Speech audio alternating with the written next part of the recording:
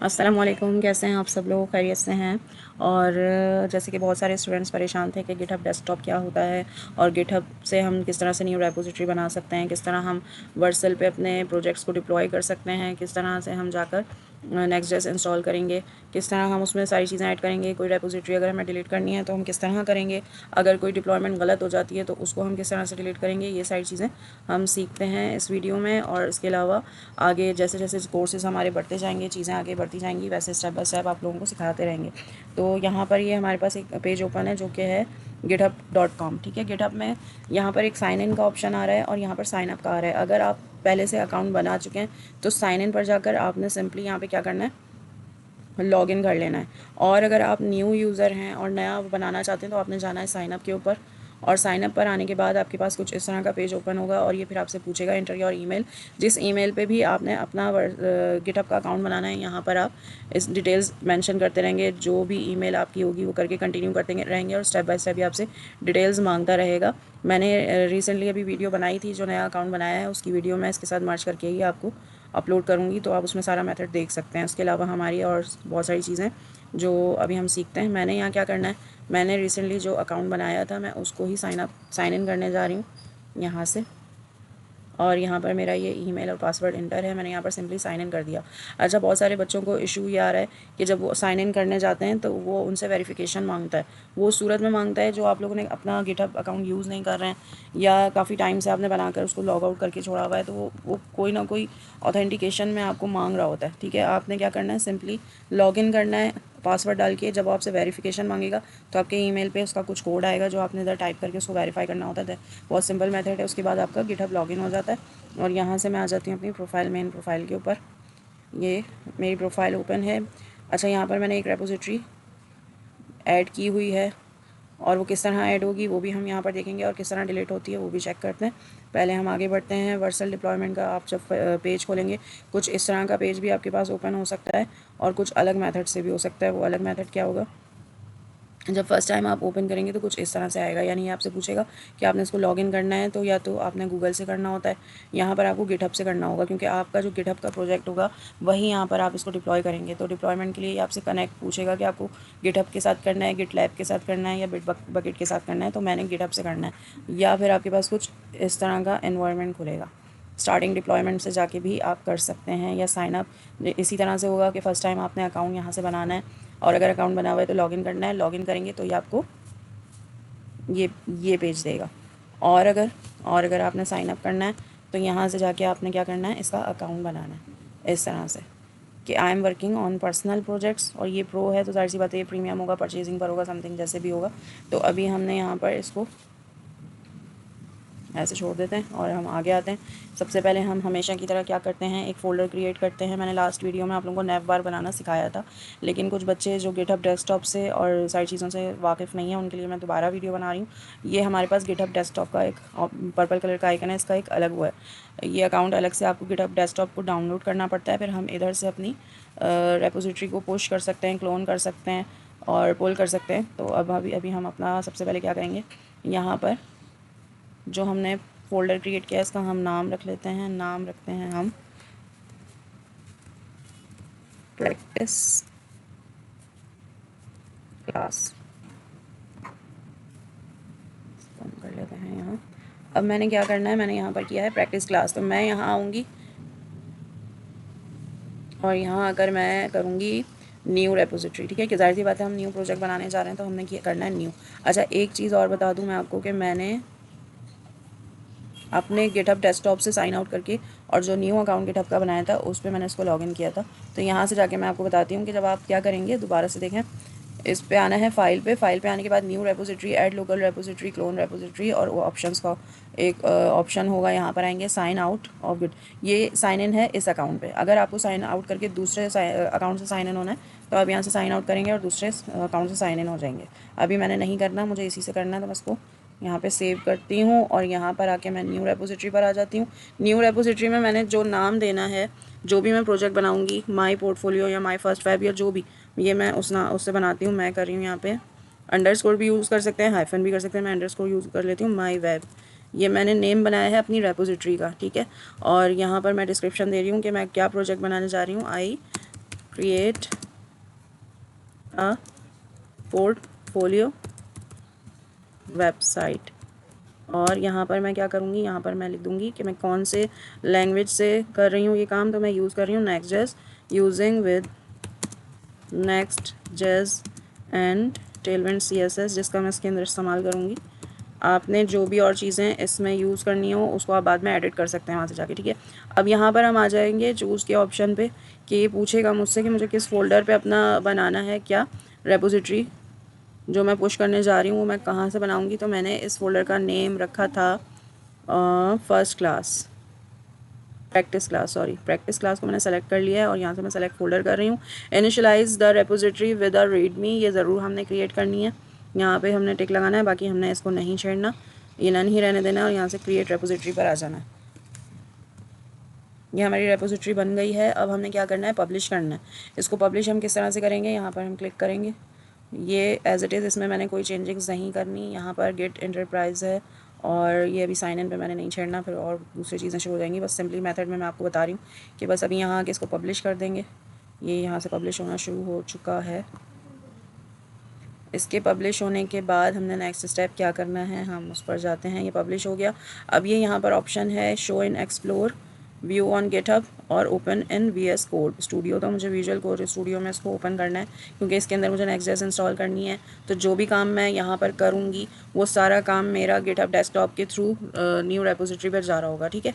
यहाँ से मैं इसको कर देती हूँ क्लोज़ और हम टर्मिनल यहाँ से भी ओपन कर सकते हैं, आपको पता है। उसके अलावा कुछ शॉर्ट कीज़ हैं हमारे पास, कंट्रोल प्लस बैक टैग्स, और ये मेरा टर्मिनल ओपन हो गया है। अब क्या करना है, यहाँ पर मेरे पास गिट बैश का ऑप्शन है, CMD का ऑप्शन है और पावर शेल का ऑप्शन है। मैंने गिट बैश के थ्रू यहाँ पर काम स्टार्ट करना है।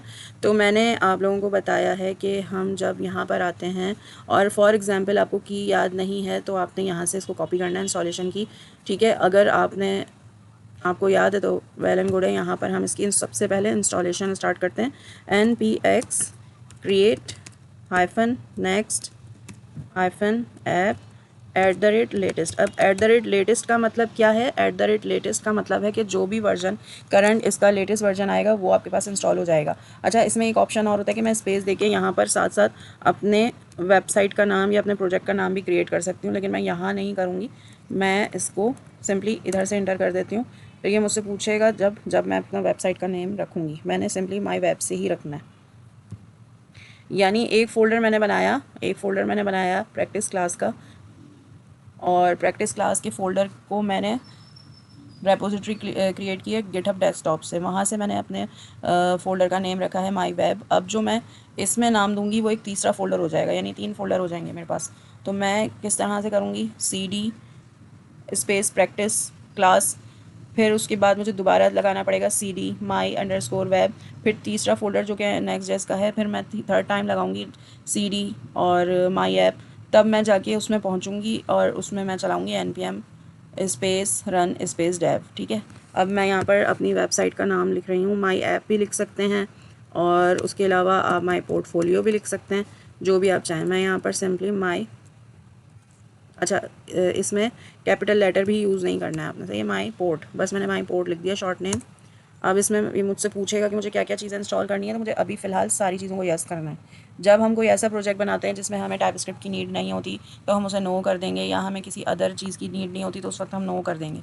अभी आपको सिखाने के लिए मैं सब इंडिपेंडेंसीज़ को, सब चीज़ों को यस करूँगी। इसको भी यस किया, ESLint को भी, टेलविंड CSS तो स्टाइलिंग के लिए लाजमी यूज़ होती है, चाहे प्रोजेक्ट कोई सा भी बनाए तो उसको लाजमी हमने यस करना है।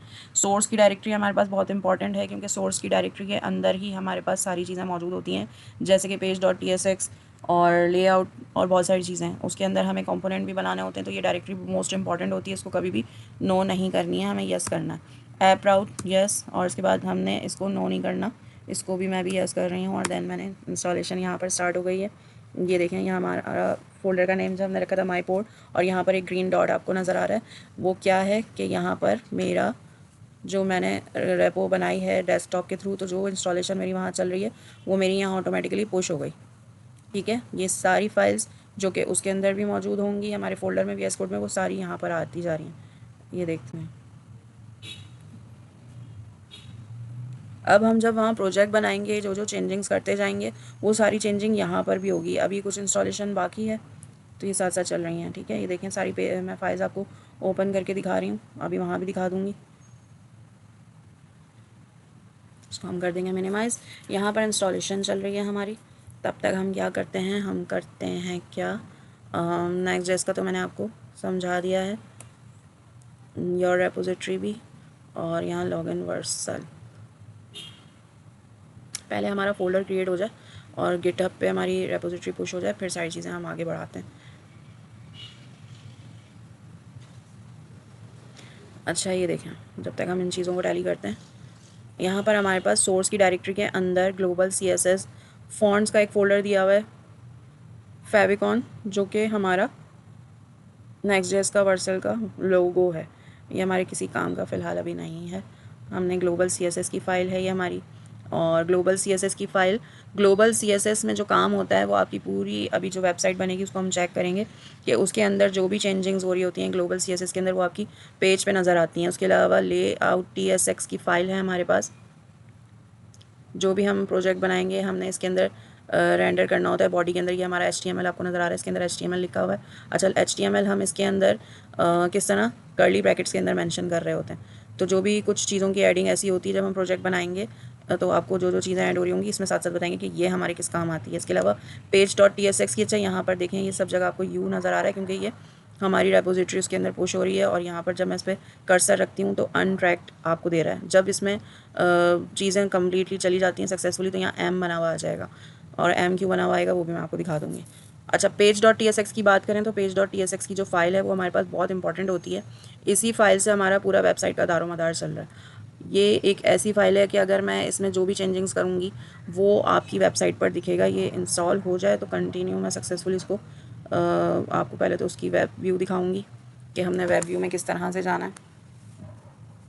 अच्छा, एक चीज़ कि मैंने क्या किया है, मैंने जब इसको ओपन किया तो इसने यहाँ पर creating a new Next JS app in, जो कि मेरे C ड्राइव के अंदर यूज़र्स टेक्नेजो एक ड्राइव है, और वन ड्राइव डेस्कटॉप के ऊपर मैंने प्रैक्टिस क्लास का एक फ़ोल्डर बनाया था। उस फोल्डर के अंदर मैंने नेक्स्ट.जेएस इंस्टॉलेशन के लिए माई वेब का फ़ोल्डर बनाया जो कि मेरा VS कोड पे खुला। उसमें आने के बाद जब मैंने नेक्स्ट.जेएस इंस्टॉल की तो मैंने माई पोर्ट का प्रोजेक्ट बनाया। अब मैंने अभी इसको किस तरह से ओपन करना है, जब ये इंस्टॉलेशन कंप्लीट हो जाएगी तब मैं आपको बताती हूँ। इसके अलावा यहाँ पर ESLint है, गिट इग्नोर है। गिट इग्नोर के अंदर हमारी सारी वो इंपॉर्टेंट चीज़ें होती हैं जो हमें आगे यूज़र को शो नहीं करानी होती। ये वो कोडिंग होती है इसके अंदर हमारी सारी, ठीक है, जो हमारी सीक्रेट समझ लें। और next environment, next config.js, M.js है ये, ठीक है। इसके अलावा एक हमारे पास पैकेज जेसन की फ़ाइल है, चूँकि अभी यहाँ पर इंस्टॉलेशन कंप्लीट हुई नहीं है इस वजह से कुछ चीज़ें अभी आपको प्रॉपर शो नहीं हो रही हैं। अच्छा, यहाँ पर पैकेज जेसन के अंदर ये देखें जो फाइल मैंने बनाई है माई पोर्ट, जो नेक्स्ट.जेएस में फ़ोल्डर बनाया वो चल रहा है। डेव जो अभी हम npm रन डेव करेंगे, बिल्ड नेक्स्ट.जेएस, बिल्ड स्टार्ट लैंड। इसके अलावा हमारे पास पोस्ट CSS कॉन्फ़िग की फ़ाइल है, रीडमी जो कि नेक्स्ट.जेएस रीडमी है, टेलविंड कॉन्फ़िग यू वो TS, ये भी बहुत इंपॉर्टेंट होती है। कुछ प्रोजेक्ट्स ऐसे होते हैं जिसकी चेंजिंग हम इसके थ्रू कर रहे होते हैं। ये हमारी TS कॉन्फ़िग जेसन की फ़ाइल है जिसके अंदर सारी डिपेंडेंसीज आ रही हैं। अच्छा, मैं इसको थोड़ा सा नीचे करूँ,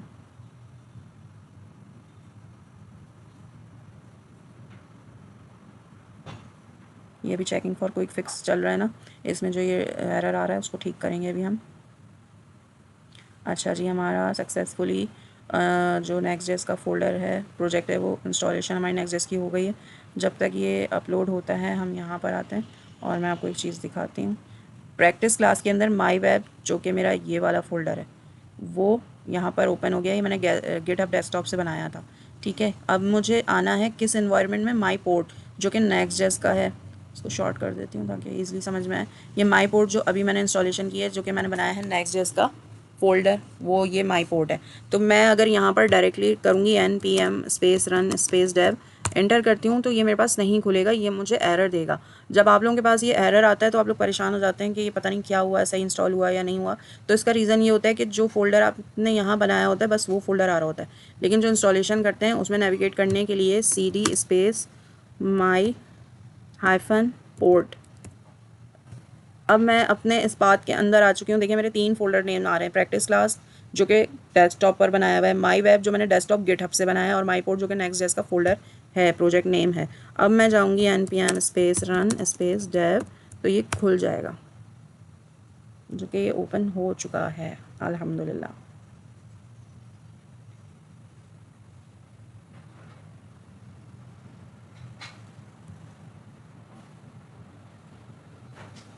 हमने कंट्रोल प्लस और इंटर किया तो ये यहाँ पर वेबसाइट दे रहा है ओपन। अगर आप इसको कॉपी करके और गूगल पे वो करेंगे तब भी ये ओपन हो जाएगा। अब यहाँ पर आके देखते हैं कि वेबसाइट हमारी ओपन हो गई है। ऑलमोस्ट ब्राउजिंग चल रही है, जो कि हमारे नेट का इशू हो सकता है लेट। अच्छा, जब तक और चीज़ें मैं आपको चेक करा दूँ। इसकी ब्राइट थोड़ी कम करते हैं क्योंकि मेरी आँखों में बहुत लग रही है। अच्छा, अब हम क्या करते हैं, यहाँ आते हैं। अब तक किसका, अच्छा ये देखिए यहाँ पर आ रहा है कि स्टार्टिंग रेडी और कंपाइलिंग। अभी यहाँ पर कंपाइलिंग चल रही है तो वहाँ पर कंपाइलिंग दे रहा है, ठीक है। और अगर एरर आ रहा होगा तो भी पता चल जाएगा यहाँ से, और अगर नहीं ये करेक्ट सही ओपन हो चुकी है। गेट 200 इन, ये देखें ये आपकी वेबसाइट क्रिएट हो चुकी है सक्सेसफुली। ये नेक्स्ट जेस की हमारी वेबसाइट बन गई। पहले वेबसाइट जो नेक्स्ट जेस की बनाते थे उसका लुक थोड़ा चेंज था, अब थोड़ा चेंज हो गया है। अच्छा, एक चीज़ और मैं यहाँ पर चेक करती चलूँ कि कंपाइलर इसको बंद नहीं करना है, ये आपको यहीं से बताएगा। अगर आपने इसको यहाँ से बंद कर दिया तो वहाँ से आपकी वो जो वेबसाइट है वो बंद हो जाएगी, ठीक है। अच्छा, ये एरर हमारा हट गया, इसको हम बंद कर देते हैं। यहाँ पर आते हैं और गिटहब डेस्कटॉप के ऊपर, तो ये देखें यहाँ पर प्रॉपर सारी चीज़ें चल रही हैं। मैं आती हूँ यहाँ से page.tsx पे। अच्छा, इसको थोड़ा सा हम बड़ा कर लेते हैं ताकि आपको समझाने में आसानी हो। ये कंप्लीट वही कोडिंग है, ठीक है, जो हमारी फ़ोल्डर के अंदर मौजूद है। अब जब मैं इसमें चेंजिंग्स करना शुरू करूँगी तो ये चेंजिंग यहाँ पर भी होंगी। मैं यहाँ पर आती हूँ page.tsx की फ़ाइल में, और मैं क्या करूँगी, मैं यहाँ पर सिंपली इसको मैं कवर करूँगी सारी कोडिंग को, फुटर से लेके ये मेन, इसको मैंने कमेंट कर दिया। अच्छा, इमेज पे क्यों एरर दे रहा है, इमेज पे इसलिए एरर दे रहा है क्योंकि इसमें जो इमेज मौजूद था उसको मैंने कर दिया कमेंट, तो यहाँ पर एरर दे रहा है। लेकिन हमारी वेबसाइट कैसी दिख रही है, हमारी वेबसाइट में कुछ भी नहीं नज़र आ रहा। क्यों, क्योंकि मैंने मेन कोडिंग यहाँ से हटा दी। अब मैं इसको अनकमेंट करती हूँ तो ये वापस से सही हो जाएगी इस तरह से। अब कुछ ग्लोबल CSS की तरफ आते हैं। पहले हमने इसी तरह से इसको यहाँ से शॉर्ट करना है, देन हम इसको यहाँ से लेके यहाँ तक रिमूव कर देंगे। ये तीन चीज़ें हमें रिमूव हरगिज़ नहीं करनी, बेस, कंपोनेंट्स एंड यूटिलिटीज़। अगर हमारी ये चीज़ यहाँ से डिलीट हो गई तो हमारी वेबसाइट बिल्कुल ख़राब हो जाएगी, इसमें कोई चेंजिंग्स नहीं कर सकेंगे, कोई चीज़ सेट नहीं कर सकेंगे। इसको हम बंद कर देते हैं। अब अपनी वेबसाइट की तरफ आते हैं तो ये देखें ग्लोबल CSS जो मैंने इस पर से हटा दिए तो वो सारी चीज़ें पहले जैसी नहीं, जैसे ब्लैक कलर पहले आ रहा था अब नहीं आ रहा, हॉवर करने पर आ रहा है। अब यहाँ से आती हूँ मैं और फिर से इसको कमेंट करती हूँ, ठीक है। अब ये चली गई। अब हम इसमें कुछ चेंजिंग्स करते हैं आप लोगों के सामने लाइव।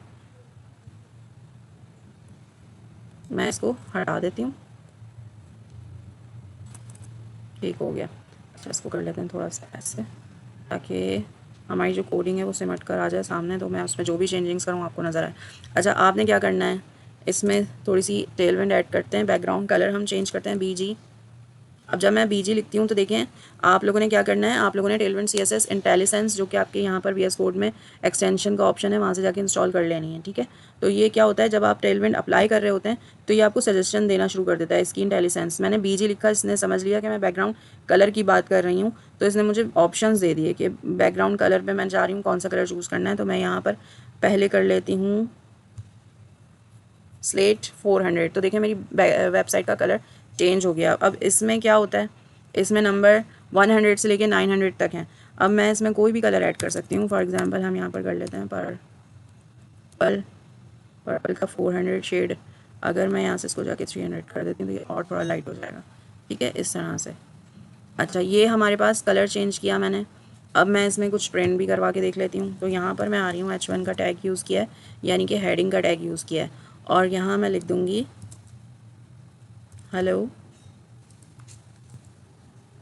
I am.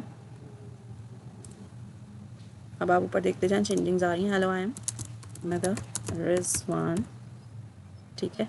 ये मेरा जो भी मैंने हेडिंग लिखी है यहाँ आ गई। अच्छा, इसमें सेंटर में आने का मकसद क्या है? सेंटर में आने का मकसद ये कि मैंने डिव के बिटवीन में लिखा है, मैंने इसको डिव दे दिया, डिव में लिखा है तो ये सेंटर में आ रहा है। अगर मैं ये डिव हटा दूंगी तो ये मेरा इस सेंटर में आने के बजाय यहाँ पे लेफ्ट साइड के कॉर्नर में देगा। अच्छा, अब ये बहुत छोटा है, अगर मैं इसको जूम करूँगी तो आपको नज़र आएगा। सॉरी, ये तो VS कोड जूम हो रहा है। इधर अगर मैं आती हूँ, इसको मैं जूम करती हूँ तो ये आपको नज़र आ रहा है। लेकिन मैंने अगर इस पर टेलविंड से मैं इसको करूँ तो मैं आपको टेलविंड से करना सिखाती हूँ कि वो किस तरह होगा। मैंने क्या करना है, मैंने हेडिंग, अच्छा यहाँ पर एक और मिस्टेक है कि मैंने आई यूज़ किया हुआ बजाय 1 के, इस वजह से एरर था। अच्छा, इसके अलावा अभी मैंने क्या करना है, मैं चाह रही हूँ कि मेरी ये हेडिंग है, जो भी मेरा टाइटल है, हेडिंग है, ये थोड़ी बड़ी नज़र आए। तो इसके लिए मैं क्या करूँगी, इसके लिए मैं ये करूँगी कि H1 के टैग के अंदर मैं अप्लाई करूँगी टेलविंड CSS। मैंने यूज़ किया क्लास ज़रूर यूज़ करना है, क्लास नेम। अब मैंने इधर लिखा कि टेक्स्ट का कलर भी चेंज करना है मुझे, तो मैंने यहाँ कर दिया टेक्स्ट, देखें इसने दे दिया मुझे टेक्स्ट वाइट। अब मैं चाह रही हूँ कि इसका फ़ॉन्ट साइज़ भी बढ़ा दूँ, तो मैं इसे करूँगी फ़ॉन्ट और एक्स्ट्रा बोल्ड। इसने एक्स्ट्रा बोल्ड कर दिया, लेकिन ये साइज़ अभी भी नहीं बढ़ा है। तो साइज़ बढ़ाने के लिए करेंगे टेक्स्ट हाइफन और 3XL। इसके अलावा हम LG का यानी लार्ज का ऑप्शन भी यूज़ कर सकते हैं, लेकिन इतना ज़्यादा ये नहीं बढ़ेगा, तो मैंने किया 5XL, क्योंकि मुझे बड़ा दिखाना है तो मैंने इस तरह कर दिया। ये एरर बेशक दे रहा है, लेकिन वो इस वजह से दे रहा है कि मैं इसमें कोड यूज़ कर रही हूँ। ठीक है, ये आ गया, हेलो आई एम नदा रिजवान। अब मैं ये चाह रही हूँ कि मैं इसमें अपना इमेज भी ऐड कर दूँ। तो इमेज ऐड करने के लिए हम क्या करेंगे, सबसे पहले हम क्या करते हैं, हम आते हैं गूगल के ऊपर और यहाँ से हम एक इमेज भी ले लेते हैं। तो मैं ले रही हूँ फीमेल प्रोफाइल। अच्छा भाई, क्या ब्यूटीफुल अवतार आया है, ब्यूटीफुल अवतार में ये आ गया है। चलें हम आते हैं इमेजेस के ऊपर। अब मैं यहाँ लिखूँगी PNG या फिर SVG, क्योंकि SVG कर लेते हैं, करके देखते हैं। मैं चाह रही हूँ कि खाली इमेज आए, बैकग्राउंड नहीं आए, जस्ट इमेज आए। ठीक है, तो जो भी SVG इमेज होगा वो मैं यहाँ से पिक कर लूँगी। रोनी रोनियानी लिखा था beautiful, but it's really not beautiful. चलिए अच्छा जी, बैकग्राउंड साउंड्स को थोड़ा सा इग्नोर कीजिएगा क्योंकि यहाँ बहुत शोर है। चले आए सिंपल सा ही उठा लेते हैं, PNG ले लेते हैं। ठीक है, PNG में हम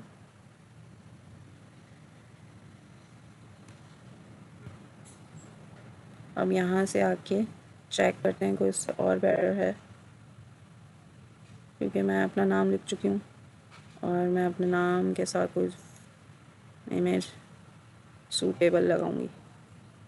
अपनी पिक्चर भी लगा सकते हैं आप, मैं आपको सिर्फ सेव करना बता रही हूँ। चलें हम इसको ही कर लेते हैं। इस पे मैं आई, मैंने सेव इमेज एज पे किया। अब सेव इमेज एज पे करने के बाद मैंने इसको कहाँ सेव करना है, मैंने इसको सेव करना है अपने फ़ोल्डर के अंदर। और फोल्डर के अंदर किस तरह करना है, प्रैक्टिस क्लास पर आई, प्रैक्टिस क्लास में मेरा माई वेब और फिर माई पोर्ट का फ़ोल्डर है। मैं आई सोर्स की डायरेक्टरी के अंदर। अच्छा, एक चीज़ यहाँ पर मुझे पब्लिक का फ़ोल्डर नज़र नहीं आ रहा जिसमें मुझे अपना इमेज सेव करना है। तो उसके लिए मैं क्या करूँगी, या तो मैं जाके यहाँ से फ़ोल्डर बनाऊँगी तो वो कहीं ना कहीं अलग डायरेक्टरी में और उसमें चला जाएगा। मैं जाके यहाँ क्रिएट करूँगी। इसको मैं करती हूँ बंद, इसको करते हैं मिनिमाइज़, इसको भी करते हैं मिनिमाइज़, इसको भी मिनिमाइज़। ये रहा मेरा प्रैक्टिस क्लास। इधर आई मैं इस फ़ोल्डर के अंदर आके और मैंने न्यू फ़ोल्डर पे क्लिक किया और मैंने यहाँ लिख दिया पब्लिक और एंटर कर दिया। ठीक है, अब जब मैं क्या करूँगी, अब जो मैं तस्वीर सेव करूँगी वो मैं अपने पब्लिक के फ़ोल्डर के अंदर करूँगी। पब्लिक के फ़ोल्डर के अंदर मुझे इमेजेस रखने हैं, वो इमेज जो मैं अपनी वेबसाइट पे रेंडर करना चाह रही हूँ, शो कराना चाह रही हूँ। प्रैक्टिस क्लास, माई वेब, माई पोर्ट, पब्लिक। अब इसको हम चेंज कर देते हैं, जिसमें हम AVT मतलब अवतार है .png या प्रोफाइल पिक या लोगो जो भी आप सेव करना चाहें। ठीक है, अब इसको हम कर देते हैं मिनिमाइज़। यहाँ पर आते हैं अपने फोल्डर के ऊपर, VS कोड के ऊपर। तो यहाँ देखें मेरा पब्लिक का फ़ोल्डर भी बन चुका है और मेरे पास यहाँ पर इमेज भी आ चुका है, लेकिन ये इस बैकग्राउंड के साथ आ रहा है जो कि मुझे नहीं चाहिए था। एनीवे अच्छा, अब हम क्या करेंगे, अब हम यहाँ पर आते हैं और इमेज के लिए कैपिटल आई यूज़ किया है क्योंकि हमने, अब देखें जब मैं यहाँ काम कर रही हूँ तो एरर हट गया है।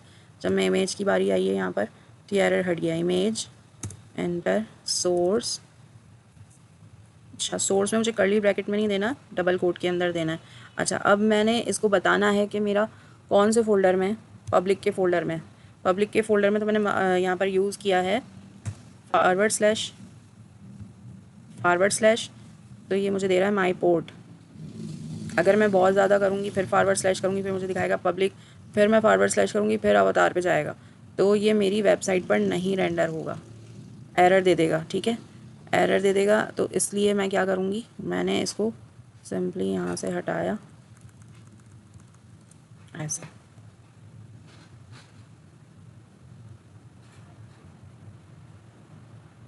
पहले हम इसको बंद कर देते हैं क्योंकि अभी हमने क्लोज़ नहीं किया है। अच्छा, इसके बाद मैंने किया इंटर ऑल्टरनेट टेक्स्ट हमेशा हमें देना होता है, तो यहाँ पर है गर्ल पिक। ठीक है, अब इसकी विड्थ सेट करते हैं। विड्थ है जो भी आपने रखनी है वो आप रख लें, जैसे कि मैं फ़िलहाल 3000 दे देती हूँ, सॉरी 300। हाइट करते हैं सेट, वो भी हम 300 देंगे और उसके बाद हमने क्या करना है, इसको क्लोज़ कर देना। ठीक है, ये हमारा क्लोज़ हो गया। अब ये कंपाइल हो रहा है, कंपाइल के बाद यहाँ पर वर्क सही प्रॉपर्ली कर रहा है, ये आ गई मेरी इमेज। अच्छा, जब हम इसको सही वाली PNG इमेज सेव करेंगे तो ये हमारे पास बैकग्राउंड नहीं देगा। ठीक है, SVG या वेक्टर इमेज या SVG या फिर PNG, आप जब भी अपनी कोई प्रोफाइल लगा रहे हो तो PNG के साथ या SVG के साथ सेव करें। ठीक है, ये आ गया हमारा इमेज। इसके अलावा अब मैं क्या करूँगी, मैंने एक छोटा सा पैराग्राफ देना है।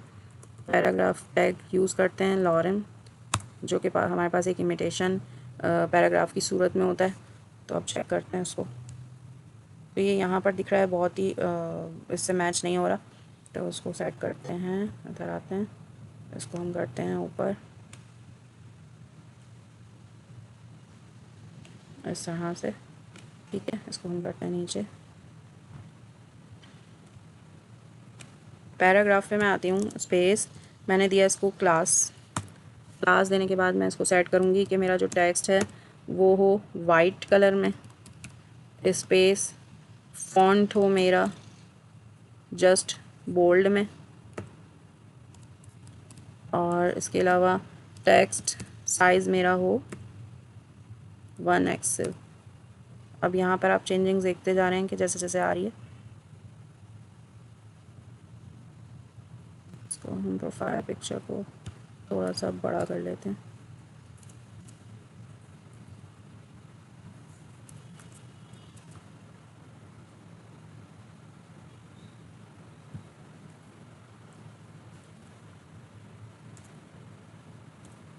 एक्सेल, अब इसको मिनिमाइज़ करते हैं, तो ये देखें।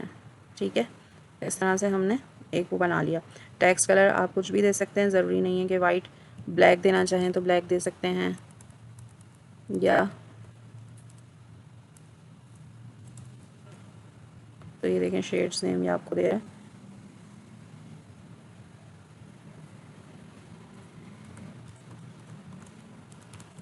पिंक 600, हम इसको चेक करते हैं, ये देखें।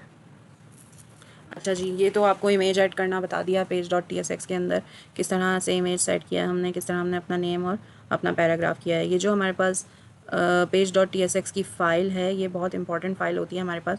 जो भी काम हम इधर कर रहे हैं, जो भी, तो ये हमें सारी चीज़ें यहाँ पर जो भी सेटिंग हो रही होती है, या जो भी हम अभी अपना कमिंग अप मेरी वीडियो आएगी उसमें हम कंपोनेंट पे बात काम करेंगे, कंपोनेंट बनाएंगे और उसके अंदर हम नैव बार और सारी चीज़ें जो भी हमने बनानी है नए सिरे से, जो हमें अपना प्रोजेक्ट बनाना है वो बनाएंगे। तो कंपोनेंट के अंदर जो भी हम फोल्डर्स क्रिएट करते हैं, उन सारे फोल्डर्स के जो भी नेम होते हैं वो हमें page.tsx में बनाना होता है। ये सिर्फ आपको बताने के लिए यहाँ चेंजिंग्स की थी, ये सब नेक्स्ट उसमें हम हटा देंगे। अब हम आते हैं अपने इंपॉर्टेंट काम की तरफ। इसको कर देते हैं हम मिनिमाइज़, और यहाँ पर आके आपको चेक कराती हूँ मैं अपना फ़ोल्डर। ये देखें, जो भी काम अभी मैंने page.tsx के अंदर किया है वो सारा यहाँ पर पैचिंग चल रही है, यानी कि यहाँ का सारा काम मेरा रिफ़्रेशिंग रेपोजिटरी में जा रहा है। तो ये सारी चेंजिंग्स जो मैंने अभी वहाँ की यहाँ पर भी हो गई हैं। ठीक है, अब हम चेक करते हैं अपनी रेपो। शुक्र अल्हम्दुलिल्लाह। अब हम आते हैं अपने रेपोजिटरी की तरफ और इधर हम रिफ़्रेश करते हैं इसको गिटहब की तरफ। गिटहब में आप देखें माई वेब के नाम से जो कि मैंने एक वो बनाया है प्रोजेक्ट, वो मेरी रेपोजिटरी यहाँ पर अपलोड हो गई है। इसको खोलते हैं।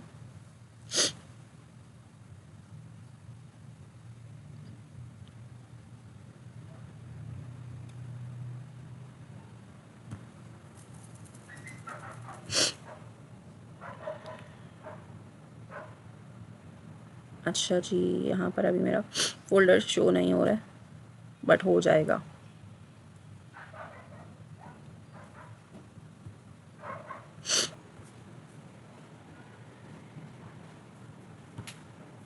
डिस्क्रिप्शन, वेबसाइट URL वो हम बाद में करेंगे।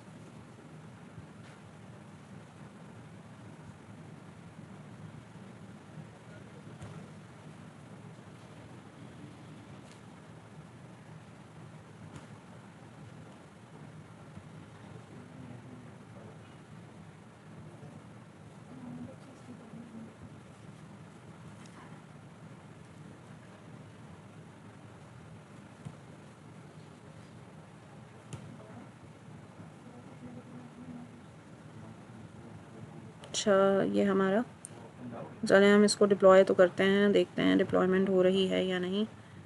अभी ये मेरा पूरा फ़ोल्डर इसके ऊपर नहीं मौजूद है।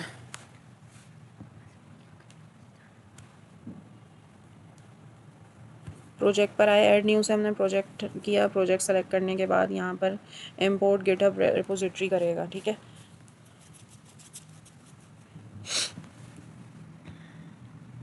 अभी इंपोर्ट चल रहा है इसमें, यानी अपलोड करने की कोशिश कर रहा है। लोकल होस्ट 3000 इंस्टॉल, यहाँ से मैं कर रही हूँ कंटिन्यू, ठीक है। और इसको हम करते हैं ओपन। अब ये पूछ रहा है कि मैंने ऑल रेपोजिटरी करनी है या सेलेक्ट, तो मैं सिलेक्शन पे करूँगी कि जो मैं सेलेक्ट करूँ ये सिर्फ उसको ही डिप्लॉय करे। तो यहाँ पे मैंने सेलेक्ट किया ये वाला फ़ोल्डर और मैंने इसको डिप्लॉयमेंट की परमिशन के लिए यहाँ पर सेलेक्ट किया है। अब यहाँ से मुझसे पासवर्ड मांगेगा, मैं उसे कंफर्म करती हूँ। अच्छा जी, यहाँ से आके या तो मैं इसके थ्रू गिट इस तरह से, या फिर मैं अपने अकाउंट के थ्रू कर सकती हूँ। यहाँ से एक ऑप्शन ये भी है, पर यह मैं ऑलरेडी सेलेक्ट कर चुकी हूँ, ठीक है। तो मैंने इसको कर दिया यहाँ से बंद।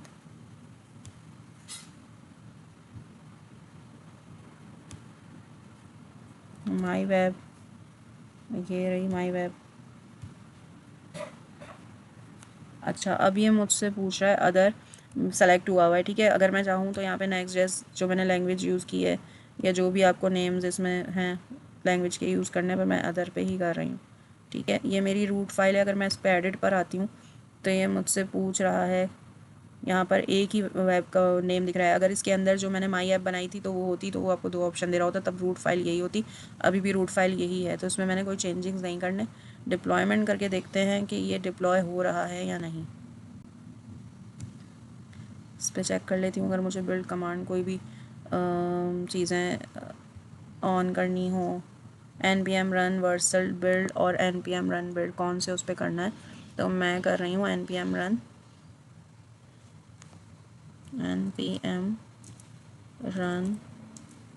Vercel build, output directory public.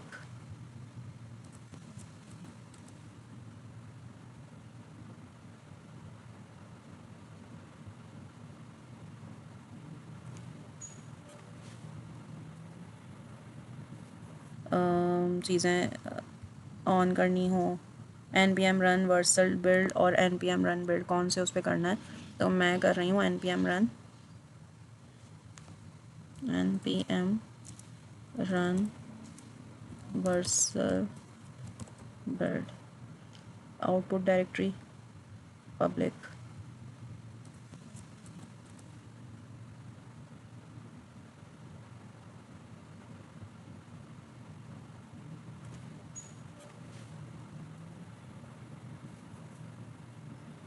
चलें, उसने पहले ही एरर दे दिया क्योंकि वो प्रोजेक्ट प्रॉपर नहीं है। तो क्या करते हैं, हम यहाँ से थोड़ी सी चेंजिंग वापस करते हैं।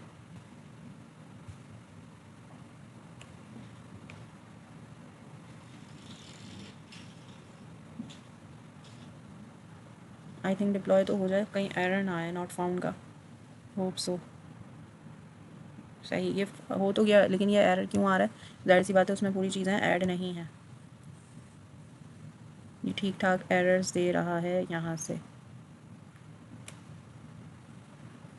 अच्छा जी, इसको पहले हम ठीक करते हैं, देन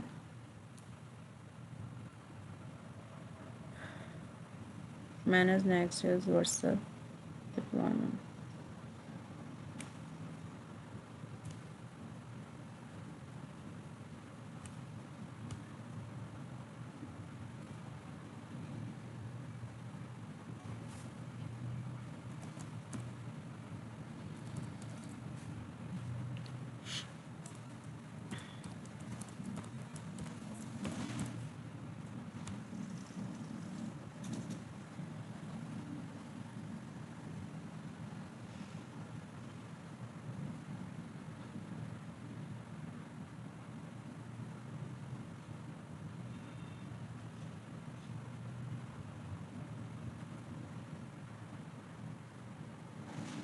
चलें जी, माई पोर्ट आ गया। अब ये यहाँ दे रहा है कि वर्सल पे सक्सेसफुली डिप्लॉय हुआ है, जबकि वहाँ पे एरर था। तो अब मैं इसको क्या करूँगी, मैं इसको यहाँ से डिलीट करूँगी।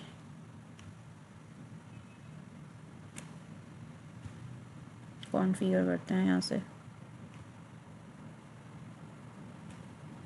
इसको क्लोज करते हैं और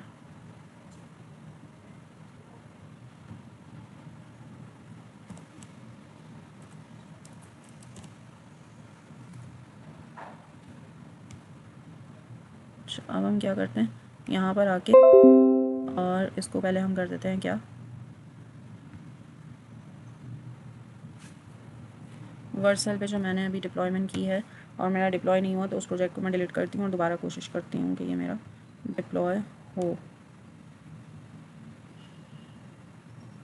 सिंपली मैं नीचे आऊँगी और इसको मैं डिलीट करूँगी, इसको ही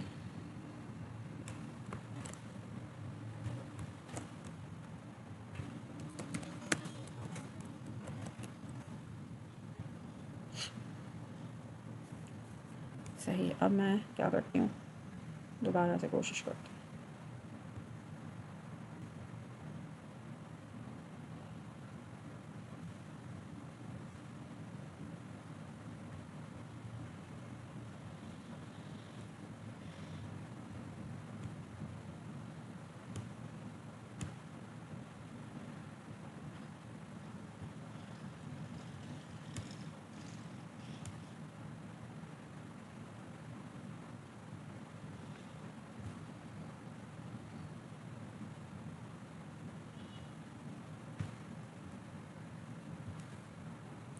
अब ये मुझसे पूछ रहा है कि कौन सा प्रोजेक्ट करना है, इसको करना है या पूरा इसके फ़ोल्डर के साथ करना है। अगर मैं इसके फ़ोल्डर के साथ करूँगी तो गिट बैश की भी ये डायरेक्टरी आएगी मेरे पास, जो गिट एट्रीब्यूट वो बना हुआ है रीडमी। और अगर खाली इस पर करते हैं, ट्राई करते हैं खाली इस पर अगर हम करते हैं, तो क्या ये डिप्लॉय हो रहा है?